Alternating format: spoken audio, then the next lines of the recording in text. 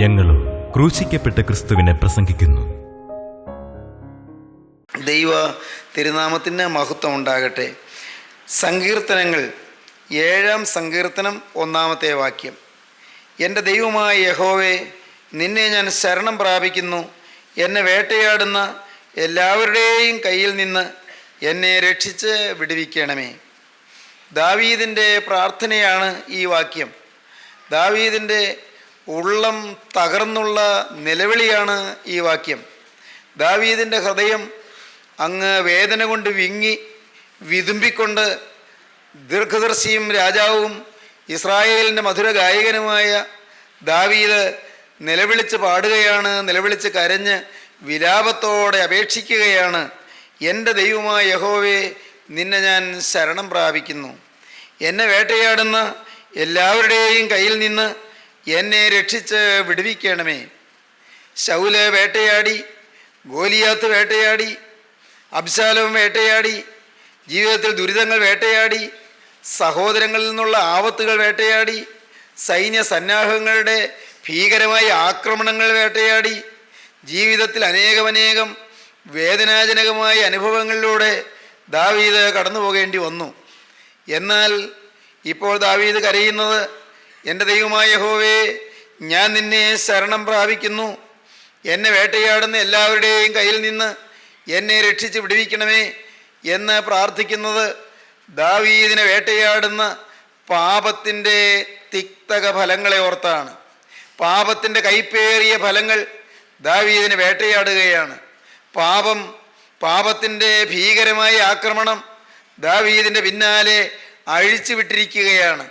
പൈശാചികൻ ദാവീദിൻ്റെ ജീവിതത്തിൽ അവകാശം പറയുന്നു. സാത്താൻ അവകാശം പറയുന്ന പാപം ദാവീദിൻ്റെ ജീവിതത്തിൽ വന്നിരിക്കുന്നു. ദാവീദിന് മഹാപാപം സംഭവിച്ചിരിക്കുന്നു. ഇസ്രായേലിൻ്റെ മധുരഗായകൻ പാപച്ചെളിയിൽ വീണുപോയിരിക്കുന്നു. ദാവീദ് കുഴഞ്ഞ ചേറ്റിൽ കുഴഞ്ഞ് താണു പോയിക്കൊണ്ടിരിക്കുന്നു.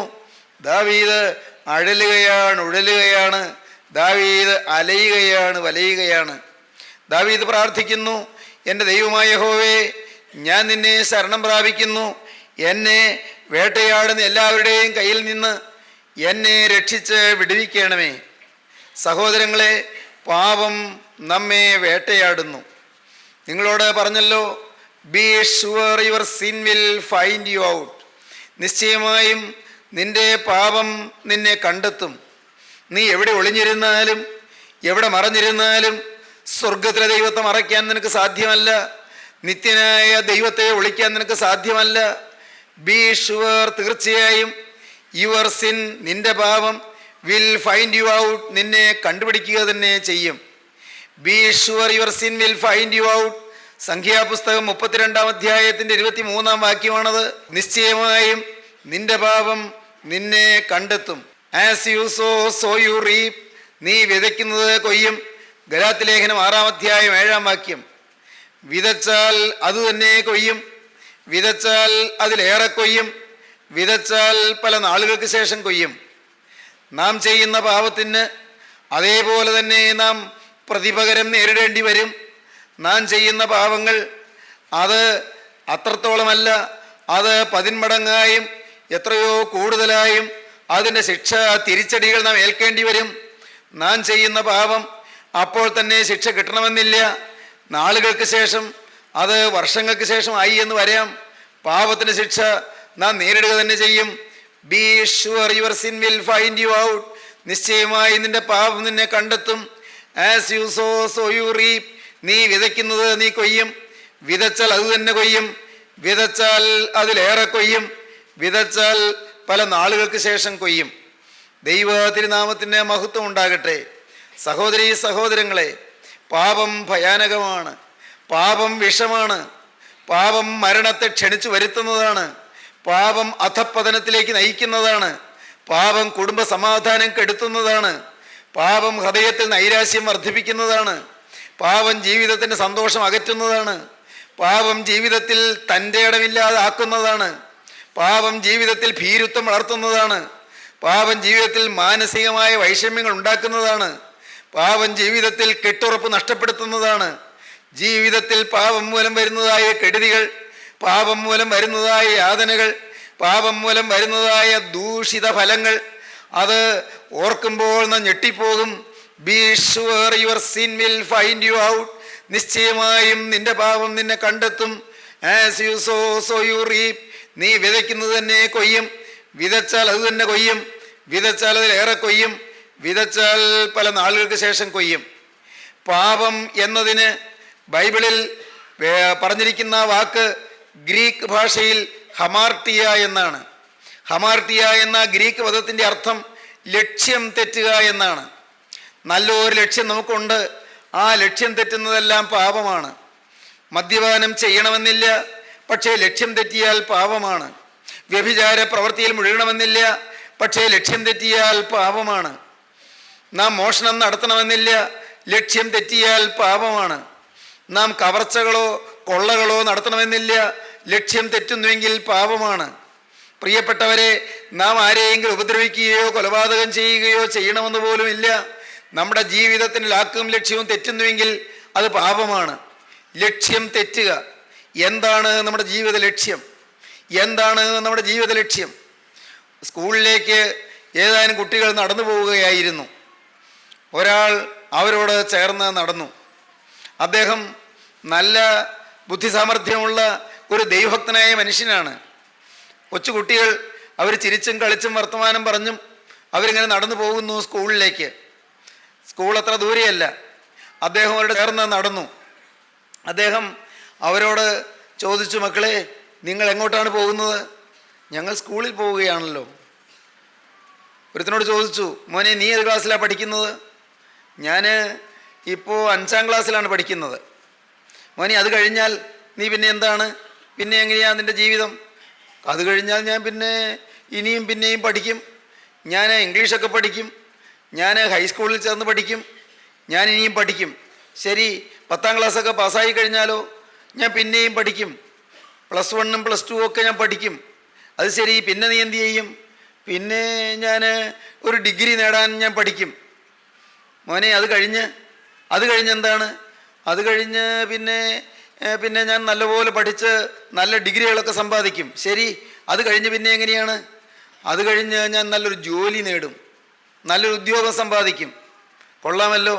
മോനെ, അത് കഴിഞ്ഞ് അവൻ ഓർത്തു. പയ്യെ അല്പം ലജ്ജയോടെ അവൻ പുഞ്ചിരിച്ചുകൊണ്ട് പറഞ്ഞു, പിന്നെ ഞാനൊരു കല്യാണം കഴിക്കും. ശരി, അത് കഴിഞ്ഞ് പിന്നെ ഞാൻ നന്നായിട്ട് അങ്ങനെ നല്ല ഒരു കുടുംബജീവിതം നയിക്കും. പിന്നെ എന്നാ ഞാനങ്ങ് പ്രായമാകും. അതെ, അത് കഴിഞ്ഞ് പ്രായമായി കഴിഞ്ഞാൽ പിന്നെ ഞാനങ്ങ് മരിച്ചു പോകും. മോനെ, അത് കഴിഞ്ഞാലോ? അത്രയും നേരം പറഞ്ഞുകൊണ്ടിരുന്ന ആ കുട്ടി പിന്നെ അവനൊന്നും പറയാനില്ല. അതുവരെ അവന് പറയുവാൻ വാക്കുകളുണ്ട്. മരിച്ചു കഴിഞ്ഞാലോ? പിന്നെ എന്ത് അവൻ അറിഞ്ഞുകൂടാ. ജീവിതത്തിൻ്റെ ലാക്ക് കണ്ടെത്തിയില്ല. പ്രിയപ്പെട്ടവരെ, ഇന്ന് അനേകരും ജീവിക്കുന്നത് ഈ ലോക ജീവിതത്തിന് വേണ്ടിയാണ്. എന്തിനാണ് ജീവിക്കുന്നത്? ജീവിക്കാൻ വേണ്ടി ജീവിക്കുന്നു. അല്ല, എന്തിനാണ് ജീവിക്കുന്നത്? ജീവിക്കാൻ വേണ്ടി. പ്രിയപ്പെട്ടവരെ, ഒന്ന് ചിന്തിക്കൂ. നാം എല്ലാം എന്തിനു വേണ്ടിയാണ് ജീവിക്കുന്നത്?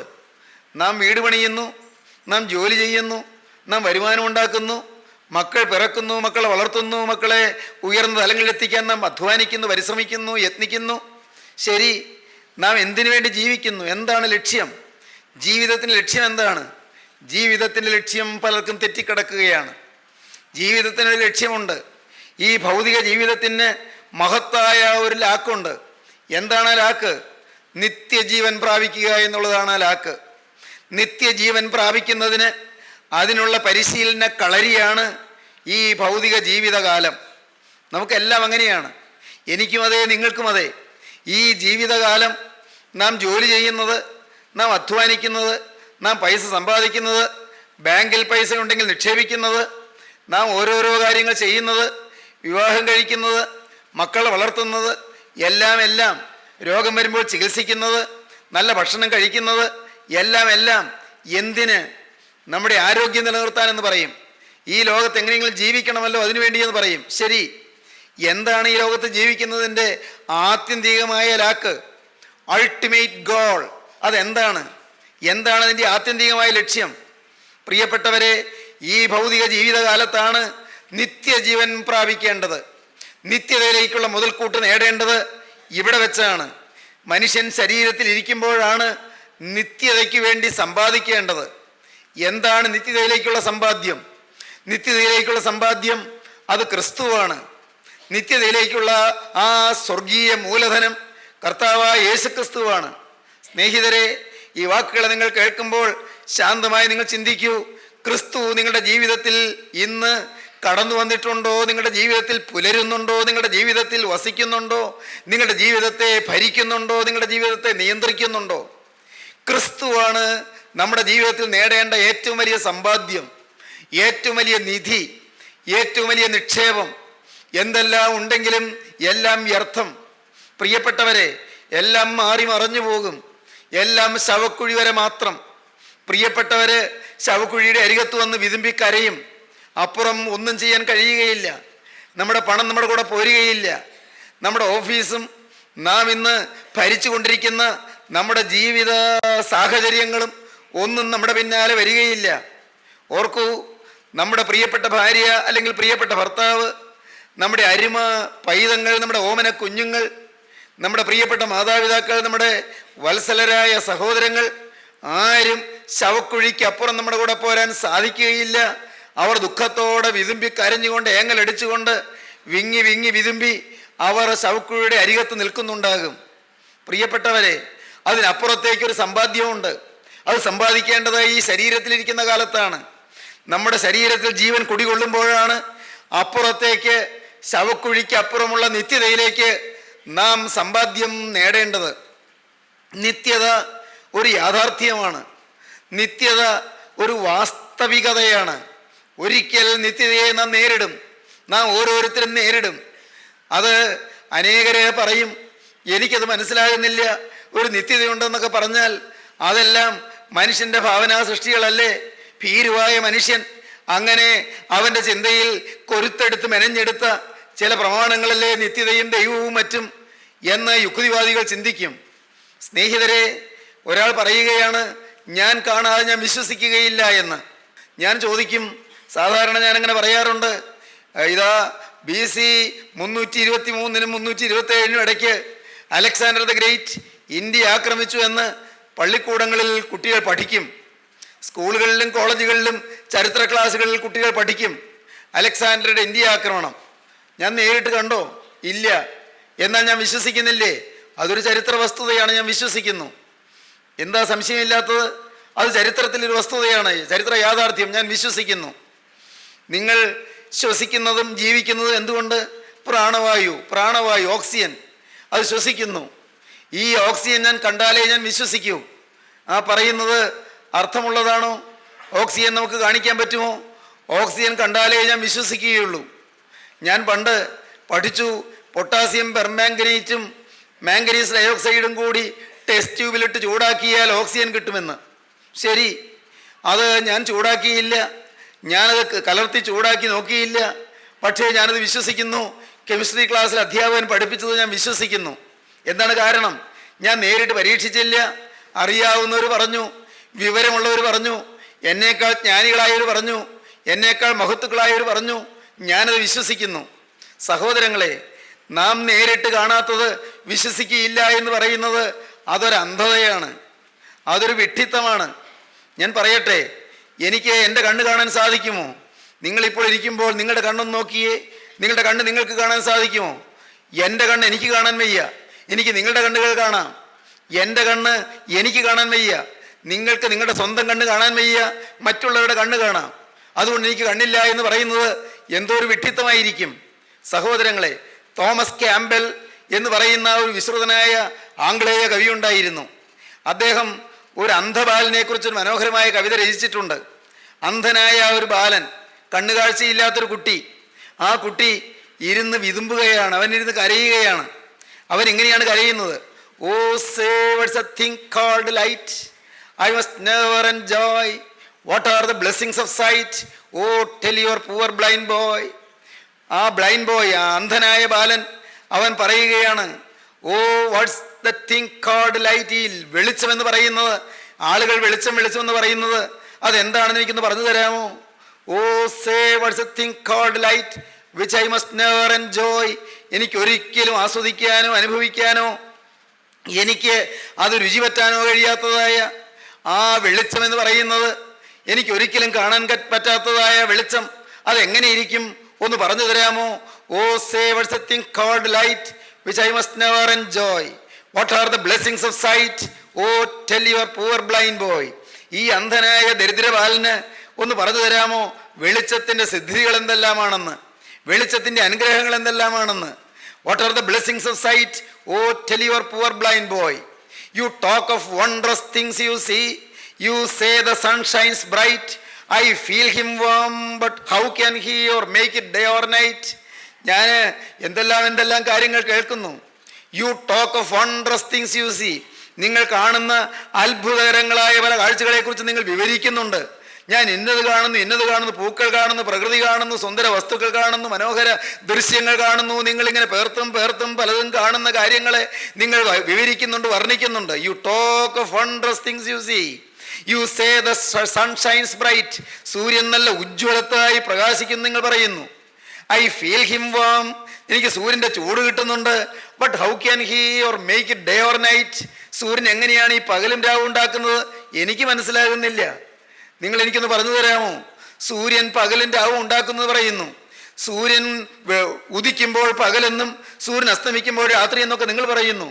അതെങ്ങനെ ഇരിക്കുമെന്ന് പറഞ്ഞു തരാമോ? My day or night myself I make whenever I sleep or play. And could I ever keep awake with me to our always day. ഞാൻ എൻ്റെ പകലിൻ്റെ ആവും ഞാൻ തന്നെയാണ് ഉണ്ടാക്കുന്നത്. എനിക്ക് സൂര്യൻ്റെ ആവശ്യമില്ല, എനിക്ക് സൂര്യൻ്റെ സഹായം വേണ്ട. My day or night myself I make. എൻ്റെ പകലിൻ്റെ ആവും ഞാൻ തന്നെത്താൻ ഉണ്ടാക്കുന്നു. Whenever I sleep or play. ഞാൻ കളിക്കുമ്പോഴെല്ലാം എൻ്റെ പകല്, ഞാൻ ഉറങ്ങുമ്പോഴെല്ലാം എൻ്റെ രാത്രി. Whenever I sleep or play. എപ്പോഴെല്ലാം ഞാൻ ഉറങ്ങുന്നു അപ്പോഴെല്ലാം എൻ്റെ രാത്രി, എപ്പോഴെല്ലാം ഞാൻ കളിക്കുന്നു അപ്പോഴെല്ലാം എൻ്റെ പകല്. And could I ever keep awake with me to your always day. ഞാൻ എപ്പോഴെല്ലാം ഉറക്കം തെളിഞ്ഞിരിക്കുന്നു അപ്പോഴെല്ലാം എനിക്ക് പകലാണ്. പാവം അന്ധനായ ബാലൻ, അവന് വെളിച്ചത്തിൻ്റെ ആ മാധുര്യം ആസ്വദിക്കാൻ കഴിഞ്ഞില്ല. അവനിരുന്ന് വിതുമ്പി കരയുകയാണ്. വെളിച്ചം എന്താണ്? വെളിച്ചം എങ്ങനെയിരിക്കും? സഹോദരങ്ങളെ, ഞാനിപ്പോൾ നിങ്ങളോട് സ്നേഹത്തോടെ പറയട്ടെ, അനേകരുടെ ആത്മക്കണ്ണുകൾ അടഞ്ഞിരിക്കുകയാണ്. യുക്തി ചിന്തകൾ കൊണ്ട് മനസ്സ് മൂടിയിരിക്കുകയാണ്. ദൈവമില്ല എന്നും ഈ ലോക ജീവിതത്തിന് അപ്പുറം ഒരു നിത്യത ഇല്ല എന്നും ചിന്തിക്കത്തക്കവണ്ണമുള്ള ആന്ധ്യം ബാധിച്ചിരിക്കുകയാണ്, അന്ധകാരം ബാധിച്ചിരിക്കുകയാണ്. തമോവൃതമായ മനസ്സ്, ഇരുളടഞ്ഞതായ ബുദ്ധി, മനസ്സ് ഇന്ന് തകരാറിലായിരിക്കുകയാണ്. നിങ്ങൾക്കറിയാമോ പ്രിയപ്പെട്ടവരെ, Charles Darwin theory of evolution എന്ന് പറയുന്ന പരിണാമ സിദ്ധാന്തം ആവിഷ്കരിച്ച ചാൾസ് ഡാർവിൻ എന്ന ശാസ്ത്രജ്ഞൻ, അദ്ദേഹം പറഞ്ഞത് ബൈബിൾ മിഥ്യയാണെന്നും ബൈബിളിലെ സൃഷ്ടി വൃത്താന്തമെല്ലാം അബദ്ധമാണെന്നുമാണ്. മിയർ അബ്സേർഡിറ്റി എന്നാണ് അദ്ദേഹം പറഞ്ഞത്. എന്നാൽ അദ്ദേഹം തന്നെ പിൽക്കാലത്ത് തിരുത്തി പറഞ്ഞു എന്ന് ക്രിയേഷൻ ഓർ എവല്യൂഷൻ എന്ന് പറയുന്ന പുസ്തകത്തിൽ, സൃഷ്ടിയോ പരിണാമമോ എന്ന പേരിൽ മലയാളത്തിൽ പ്രസിദ്ധീകരിച്ചിട്ടുള്ള പുസ്തകത്തിൽ ഡോക്ടർ ഈനോക്ക് പറയുന്നുണ്ട്, ഈ ചാൾസ് ഡാർവിൻ പിൽക്കാലത്ത് ദൈവവിശ്വാസിയായി തീർന്നുവെന്ന്, ദൈവവിശ്വാസം അനുഭവിച്ചുവെന്ന്, ബൈബിൾ സത്യമാണെന്നും മിഥ്യയല്ലെന്നും അദ്ദേഹത്തിന് ബോധ്യപ്പെട്ടുവെന്ന്. ഞാൻ വിവരിക്കാനല്ലത് പറയുന്നത്, ഒരു കാര്യം ചൂണ്ടിക്കാണിക്കുകയാണ്. ചാൾസ് ഡാർവിൻ ദൈവം ഇല്ലെന്ന് പറഞ്ഞാലും ദൈവം ഉണ്ടെന്ന് പറഞ്ഞാലും നമുക്കൊന്നുമില്ല. ദൈവമുണ്ട്, ഒരു നിത്യതയുണ്ട്. നാം ഓരോരുത്തരും നിത്യതയിലേക്ക് അടുക്കുക തന്നെ ചെയ്യും. നാം ആരും നിത്യതയിൽ നിന്ന് ഒഴിവാകുകയില്ല. ആ നിത്യത ഒന്നുകിൽ സ്വർഗം അല്ലെങ്കിൽ നരകം എന്നുള്ളത് പരമ യാഥാർത്ഥ്യമാണ്. ആ നിത്യത ഞാൻ സ്വർഗത്തിലെത്തണമോ നരകത്തിലെത്തണമോ എന്ന് തീരുമാനിക്കാനുള്ള സ്വാതന്ത്ര്യവും അവകാശവും എൻ്റേതാണ്. അത് ആർക്കും എൻ്റെ മേൽ അടിച്ചേൽപ്പിക്കാൻ സാധ്യമല്ല. എന്നെ ആർക്കും ബലബന്ധം ചെയ്യാൻ സാധ്യമല്ല. എനിക്ക് ദൈവം കൃപയാൽ ഒരു ഇച്ഛാശക്തി തന്നിട്ടുണ്ട്, വിൽ പവർ തന്നിട്ടുണ്ട്.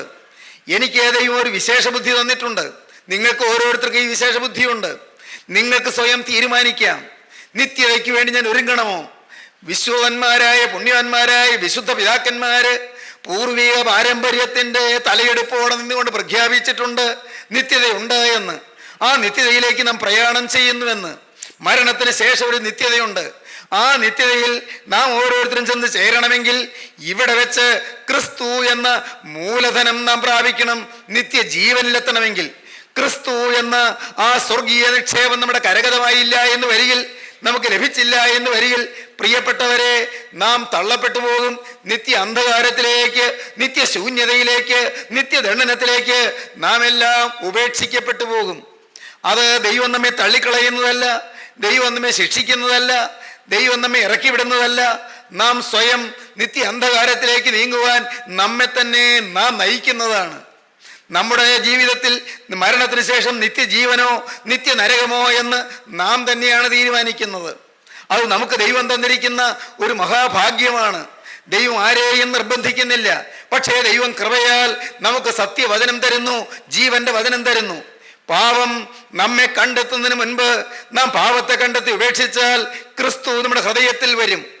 പാപം നമ്മെ കണ്ടെത്തുന്നതിന് മുൻപ് നാം പാപത്തെ കണ്ടെത്തി ഉപേക്ഷിക്കുകയും പാപത്തെ ഏറ്റുപറഞ്ഞ് ഉപേക്ഷിക്കുകയും ചെയ്ത് ക്രിസ്തുവിനെ പ്രാപിച്ചാൽ ക്രിസ്തു വസിക്കുന്ന ദൈവരാജ്യത്തിൽ നമുക്കെല്ലാം കടന്നു ചെല്ലാൻ കഴിയും.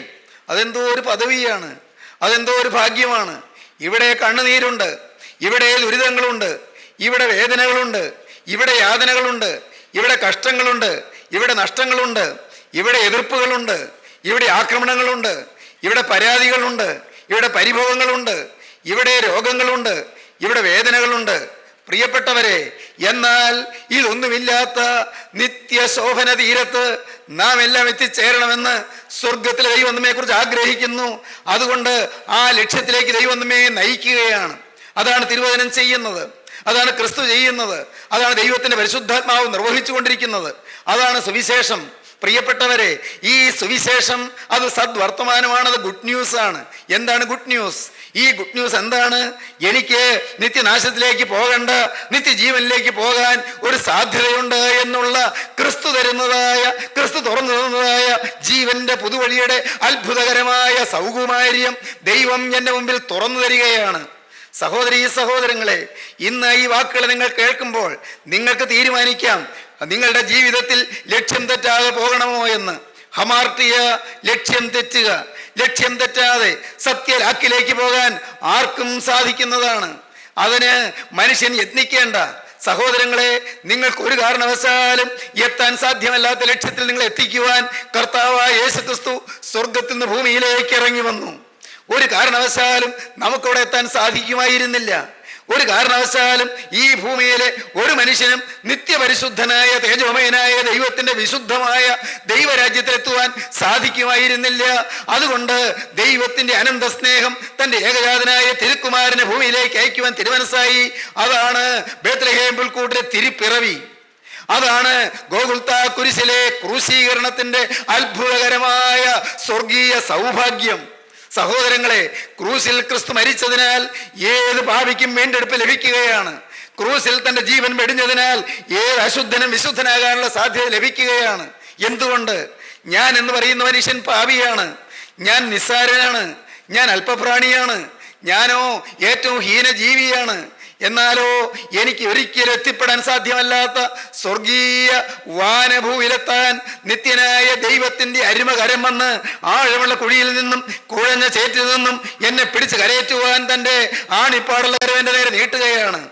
ഞാൻ ശ്രമിക്കും തോറും ഞാൻ താണു പോവുകയുള്ളൂ. ഞാൻ ശ്രമിക്കും തോറും താണു പോകും. എന്നാൽ എൻ്റെ ദൈവത്തിന്റെ കരം വന്ന് എന്നെ ഈ ചെളിയിൽ നിന്ന് ഉയർത്തുമ്പോൾ എനിക്ക് പൊങ്ങാൻ സാധിക്കും. ഞാൻ താണു പോവുകയാണ്. അതാണ് ദാവീദ് പറയുന്നത് 40-ാം സങ്കീർത്തനത്തിൽ, ഞാൻ യഹോവയ്ക്കായി കാത്തിരുന്നു, അവൻ എങ്കലേക്ക് ചാഞ്ഞു, എൻ്റെ നിലവിളി കേട്ടു. നാശകരമായ കുഴിയിൽ നിന്നും കുഴഞ്ഞ ചേറ്റിൽ നിന്നും അവൻ എന്നെ കയറ്റി, എൻ്റെ കാലുകളെ ഒരു പാറമേൽ നിർത്തി, എൻ്റെ ഗമനം സ്ഥിരമാക്കി. അവൻ എൻ്റെ വായിൽ പുതിയൊരു പാട്ട് തന്നു. നമ്മുടെ ദൈവത്തിന് സ്തുതി തന്നെ. പലരും അത് കണ്ട് ഭയപ്പെട്ട യഹോവയിൽ ആശ്രയിക്കും. ഈ വാക്കുകളെ കേൾക്കുന്ന ആരെല്ലാം നാശകരമായ കുഴിയിൽ കിടക്കുന്നു, കുഴഞ്ഞ ചേറ്റിൽ താണു പോയിക്കൊണ്ടിരിക്കുന്നു.